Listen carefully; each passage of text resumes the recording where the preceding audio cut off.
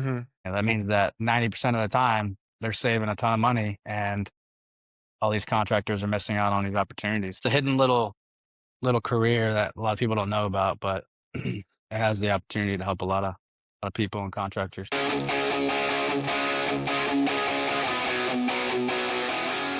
This episode is brought to you by 10x Nerds. If you're a business owner doing real revenue, there's a good chance you're overpaying in areas you haven't even looked at. Things like credit card processing, insurance, telecom, and more. 10x Nerds comes in, audits your expenses across 30 plus categories, and finds immediate savings. And here's the kicker: they only get paid if they save you money. It's a complete no brainer. If you want to keep more of what you make, go check them out at 10xnerds.com. This episode is brought to you by Rakowski Law Firm. If you're a business owner or have built a level of wealth, but you don't have your estate plan dialed in, you're exposed. Rakowski Law Firm helps families and business owners protect their assets, avoid probate, and make sure everything transfers exactly how it should. This isn't just paperwork, it's a real strategy to protect your legacy. If you haven't looked at your plan in a while or don't have one, go to rakowskilawfirm.com. What's up, everybody?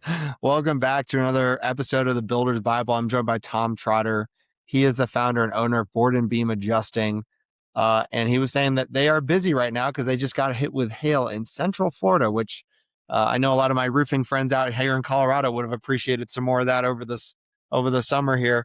Tom, man, tell us your story, dude. How did you start the company? And I know nothing about this space, so I'm fascinated to ask you a bunch of questions about it. Yeah, man. Appreciate you having me on. Um, so I've been so I'm a public insurance adjuster. So I'm basically an adjuster solely for the people. So we can't work for the insurance companies at all. We help homeowners make sure their claims get paid. Kind of similar to an attorney represents a client going into court. We represent homeowners going through a claims process. So we just make sure that insurance companies aren't trying to take advantage of them. But yeah, at the end of the day, just helping people and making a living, and I enjoy what I do. So, but I've been doing it for about 4 years straight now. I was working for a big firm for a while, and then about 6 months ago, I just realized I wasn't really getting, you know, much support from the company. So I said, why am I doing this with them still? I can literally do this all on my own. And so I took the leap, and it was scary. I had a contract with them, so I had to negotiate out of that. It wasn't easy. Um, Started my own thing, kind of already had my own network, kind of just picked right back up where I was. And, um, so yeah, that's where I'm at. I'm like 6 months into it. Really about 2, 3 months active, but um, 6 months actually established. What's the number one pain point in your business right now, and how are you solving it? Um, I would say just because I'm a new business, just establishing like my system still, probably like, fine tuning my CRM just to make sure that the workflow is smooth and that I'm not forgetting things. Um, because with an insurance claim, there's a lot to it. Like I don't just inspect the roof and then wait for the insurance to make a decision. I have to do research. I have to gather weather reports, photo reports, write estimates.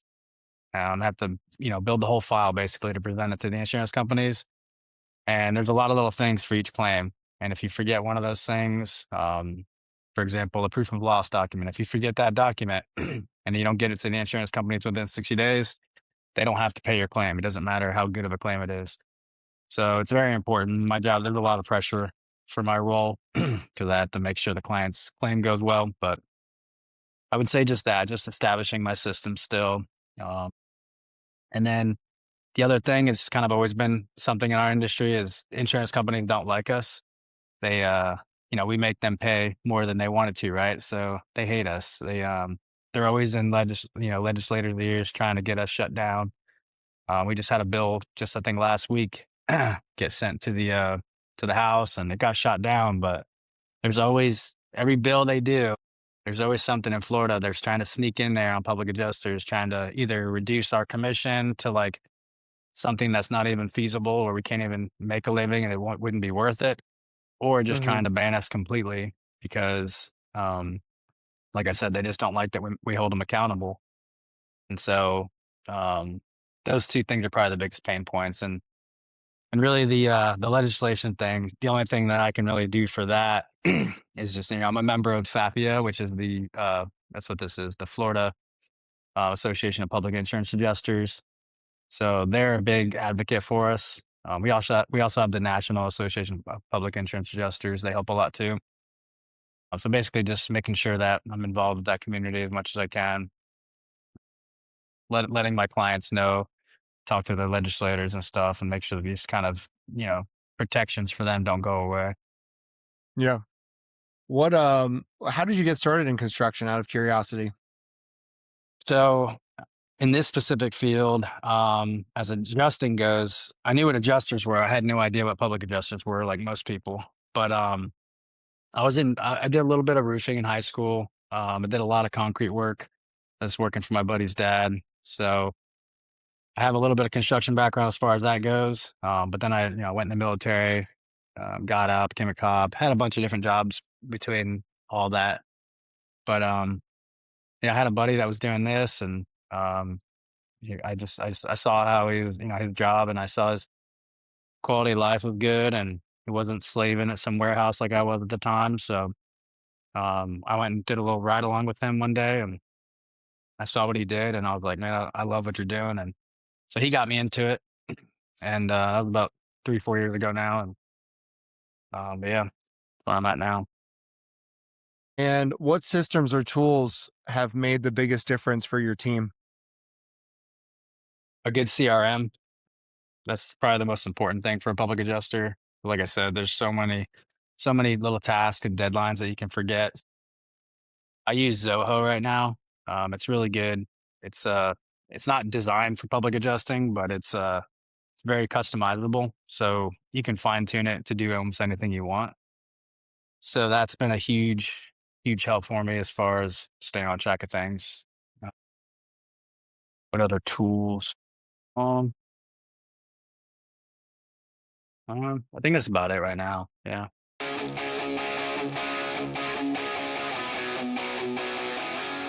This episode is brought to you by 10x Nerds. If you're a business owner doing real revenue, there's a good chance you're overpaying in areas you haven't even looked at. Things like credit card processing, insurance, telecom, and more. 10x Nerds comes in, audits your expenses across 30 plus categories, and finds immediate savings. And here's the kicker: they only get paid if they save you money. It's a complete no brainer. If you want to keep more of what you make, go check them out at 10xnerds.com. This episode is brought to you by Rakowski Law Firm. If you're a business owner or have built a level of wealth, but you don't have your estate plan dialed in, you're exposed. Rakowski Law Firm helps families and business owners protect their assets, avoid probate, and make sure everything transfers exactly how it should. This isn't just paperwork, it's a real strategy to protect your legacy. If you haven't looked at your plan in a while or don't have one, go to rakowskilawfirm.com. Yeah. Not much else How I are can you, think of. out of curiosity, how are you getting new clients? Yeah, I have no idea how this space works. Do you normally Yeah. just get looped in by the insurance company? Do people go out and look for an adjuster? I don't even know how that works.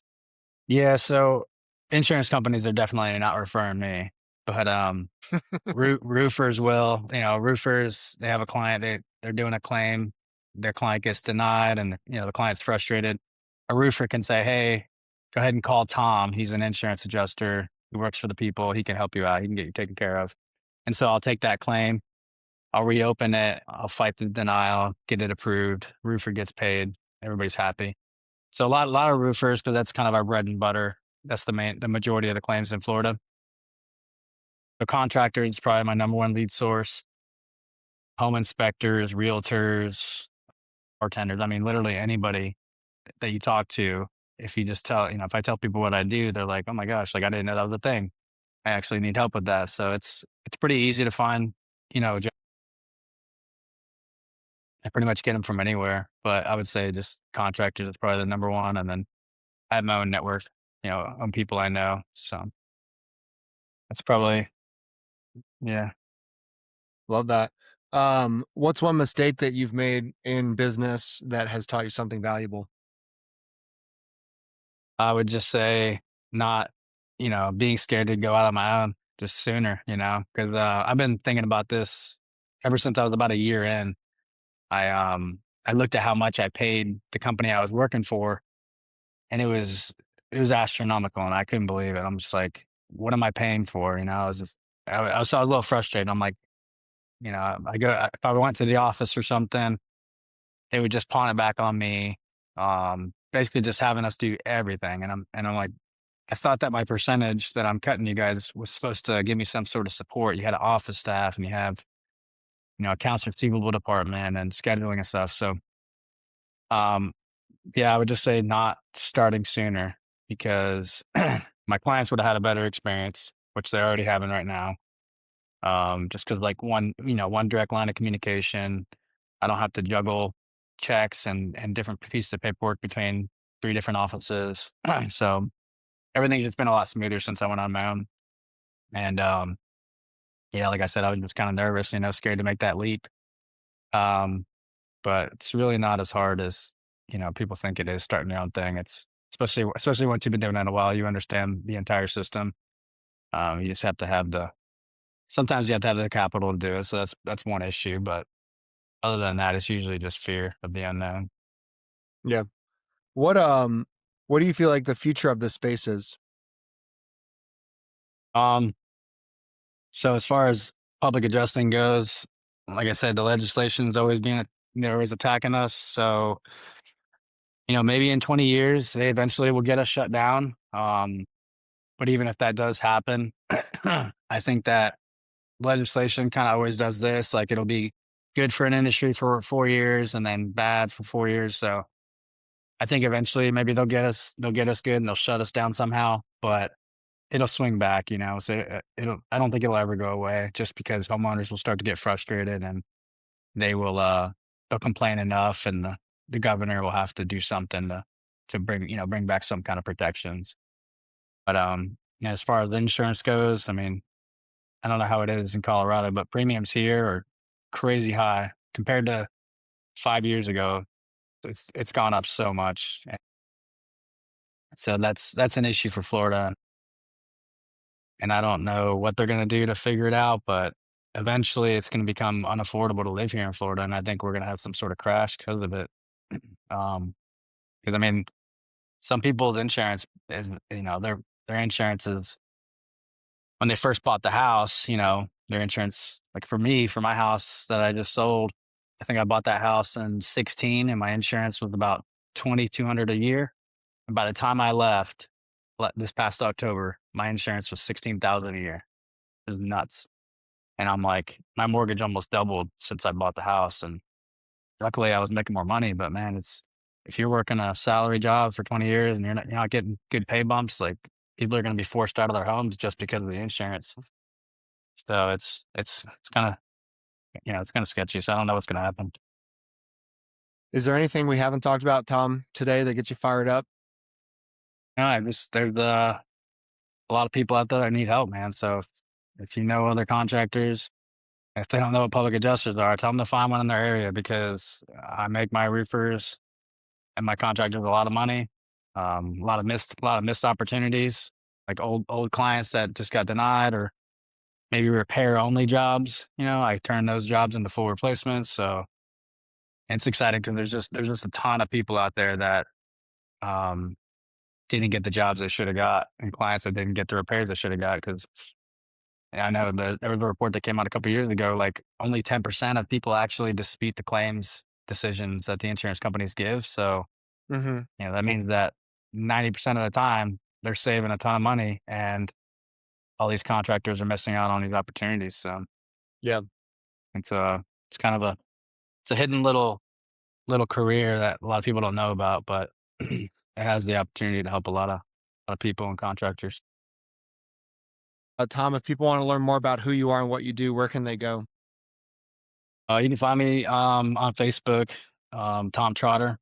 It's that's the only page I got on Facebook right now. And then you can go to bordenbeamadjusting.com. That's my website. So if you're in Florida, I cover the whole state. So just give me a call if you guys got any questions. All Awesome, man. Well, don't go anywhere because I want to keep talking, but thanks so much for coming on the podcast. right. Thanks, man. Tom, what do you feel like you need the most help with right now? So you think you need an admin? Yeah, I need an admin for sure. I need a desk adjuster.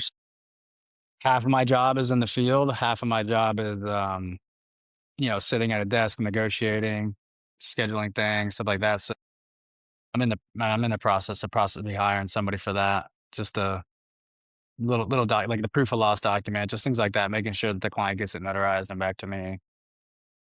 Um, but yeah, just little back end stuff because I can handle a certain volume, but after a certain point, it becomes just the quality of my work goes down, and I don't want to get to that point. I want to try to get a better system in place before that happens, and Yeah. with this hailstorm, like I've slammed, um, I just signed 20 new ones and just in a week, and that's a lot, like for a public adjuster, 5 a month is pretty good numbers. So, I was already kind of stacked and then I just hit 20 this week. So I'm going to be, working pretty hard the next few months getting those handled in timely fashions.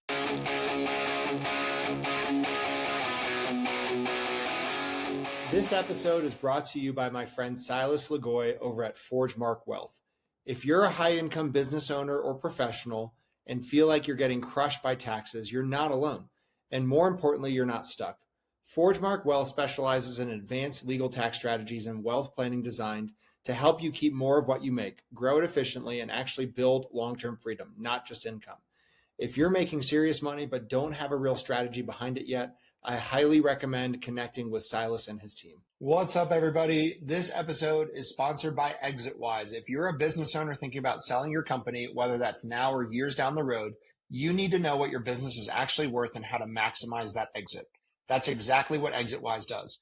They help you prepare, position, and ultimately sell your business by assembling a world-class team of M&A experts around you, guiding you from valuation all the way through closing. If you want to know what your business is really worth and how to increase that number before you sell, go check out exitwise.com and get ahead of it. Well, so this is totally coincidental, but one of the things my company does is executive assistant staffing. And Yeah, so we I would talking about that. argue, a really amazing executive assistant overseas. So I know this is going to sound crazy, but we recruit mainly from the Philippines. In 2016, I started hiring virtual assistants. And what you can get, the quality is so much better. So $5 an hour over there is 8 times the daily wage. They're very task oriented. Yeah. Perfect English. They work when you work. So right now, while you and I are talking, my assistant, Angela, is putting out fires for me. She's handling invoices. She's following up with open opportunities. She's amazing. And dude, Yeah. she's $7 an hour. So I've tried that before. I've, there's a website, I forget what it's called, like Job. Upwork. Yeah, Upwork. There you go. So I tried that, and I had a Jamaican lady. She was good. She was awesome. But you know how you can like go on there and see the screenshots when they're working. And she was on there like working another job on my hours, and I'm just like, I didn't have like a set schedule. I was basically just like, hey, go through and process emails once a day. And, once a week, go through and shoot out an offer email or something. But yeah, I got on there and like 2-3 weeks in a row, she was doing coding and stuff. I logged in, clocking time for my company. And I was like, hey, what's this about? And she's like, oh, I was just monitoring the inbox. And I'm like, well, that's not in the job description. I'm sorry. Decided to let her go just because, she was good though. She was decent. For my job, the training aspect, I spent about 6 weeks training her, and it was hard because this is a different field a lot of people don't know about. So it's kind of a waste of time. I was kind of frustrated about that, but Yeah. yeah. So if I could find you somebody who has experience in this field that would kind of come with a pre-understanding of the industry. Yeah, a little bit of And insurance experience would help. yeah. Yeah. Okay. Yeah. So so my Mercedes Benz, like my top of the line model, is an executive assistant, Tom, Mhm. because they think ahead for you. So one of the things that I love and appreciate about Angela is she doesn't wait for me to tell her what to do. She just does things that need to be done. Nice. Right. And so, um, I look for that. I know how to find it. I know what they look like, what they say. And, I price that higher. So that's $2,500 a month. Although a general run of the mill, they'll just do what you tell them. They'll knock out paperwork. They're not necessarily going to go out of their way to do things that you don't tell them to do. Right. That's Yeah. $2,000 a month. And you can find a run of the mill virtual assistant almost anywhere. Yeah. The thing that I think really creates the most freedom for your business is an executive assistant who thinks ahead for you. Yeah. Yeah. Be willing to try it out again. I'm getting ready. I mean, I have somebody that's I've been talking with though. They're local, and she actually writes my estimates for me. She help like whenever I'm too busy, I'll supplement them out to her. So she understands the insurance world too, but obviously she's gonna cost more. But I've been considering her, and they also the problem too is in my field they have to have their license. And it's not hard to get it. It's a 40-hour course. You can do it online, but to actually fully do the job the way that I'm going to need them to do it, they need their license because just to send an offer email to just to negotiate, they have to have their license. So I don't know if the people overseas would be able to do that because the girl that I was training in Jamaica, she was basically just kind of acting as me. She wasn't really calling. She wasn't able to call because she's not licensed. So it was a little difficult, but I'd be wanting to try it out. I'd be wanting to look into it though. Yeah. Yeah. I mean, to look is free. Yeah. I would ask you to sign like, hey, I'm going to let Andrew and his team work on this exclusively. But if we can't find you anyone you like and it's not a fit, then Yeah. you just move on, you know? Yeah, I'd be interested in looking at it. Okay. Definitely be cheaper than American, and I know the Philippines. I think I tried a Filipino too. They were great, man. They're good. They're smart people, and they're hard workers. Yeah.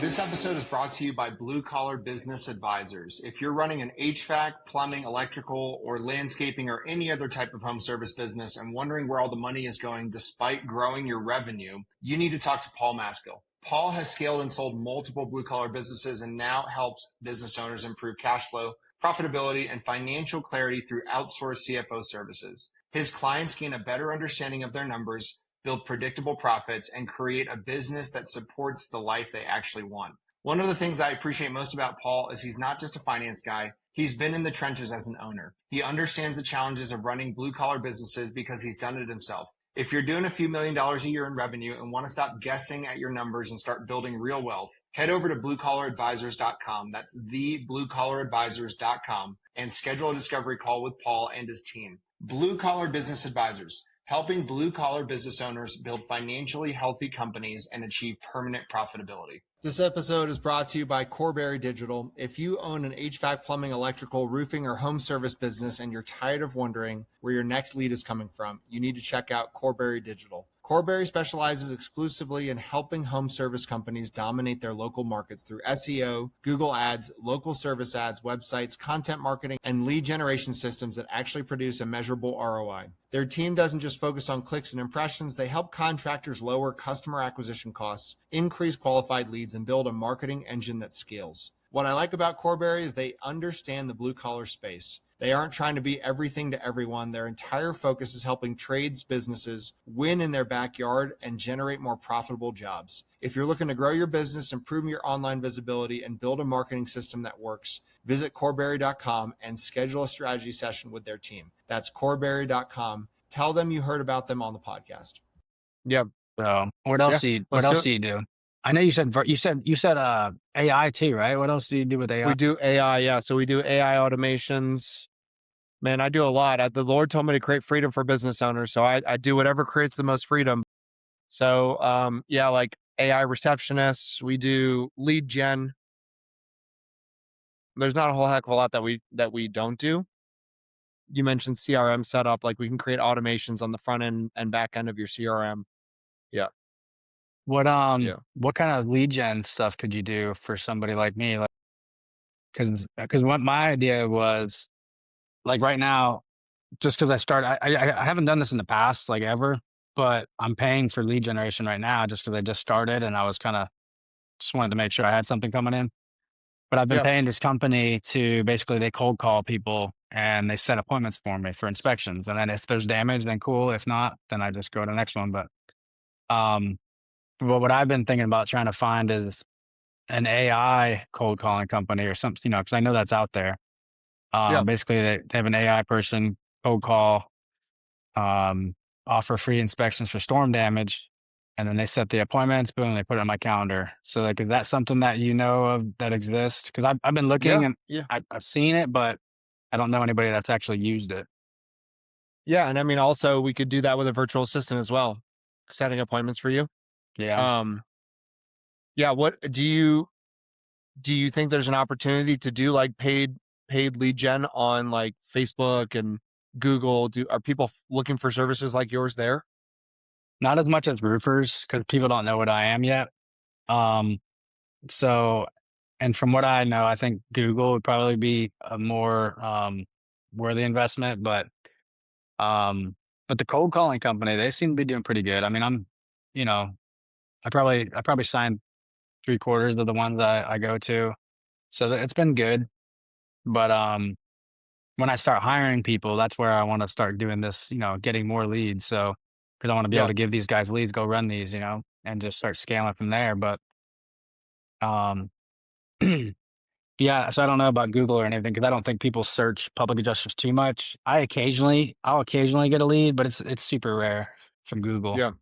People search I public did. adjusters, I pop up, I but would find you a VA who can cold call and be an admin for you. That's what I would do. yeah, yeah, that'd be good. I just don't know where they would get the cold call information from. I'm not sure how that works. I don't even know what the legalities down that are yet, but could look into it. Yeah. Cool. Well, dude, I'll send you over some additional information. What we would need to at least start looking for you so you could see some applicants would just be a contract. So Okay, I can have my team send that to you. And then it's normally 2 weeks for us to find you applicants. Yeah. Yeah. So again, yeah, it's free to look. I mean, might as well just see what's out there and see if we can get you somebody that can cold call and handle some admin stuff. nice. All right, Yeah. man. All right, bro. Well, good talking to you. All right, man. Enjoyed it. Thanks for coming on the show. Yeah, thanks, buddy. See ya. All right, bye.